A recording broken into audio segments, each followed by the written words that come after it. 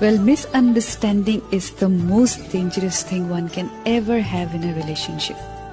Relationship-ত যদি misunderstanding থাকে তেতিয়া হলে সেই ৰিলেশনশ্বিপটো কেতিয়াও স্মুথলি যাব নোৱাৰে যদি আপুনি এটো এবাৰ মনত ভাব এটা লৈ লয় সন্দেহৰ তেতিয়া হলে আপুনি সেই সন্দেহটো কেতিয়াও আঁতৰাব নোৱাৰিব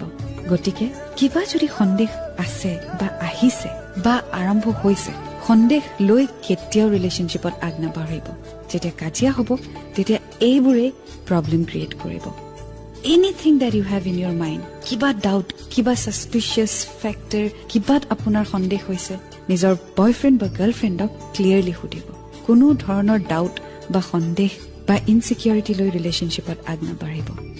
ormiye সেই কথাটো যদি আগতে ক্লিয়াৰ কৰি ললে হয় তেতিয়া হয়তো আজি এটো প্ৰবলেম নহল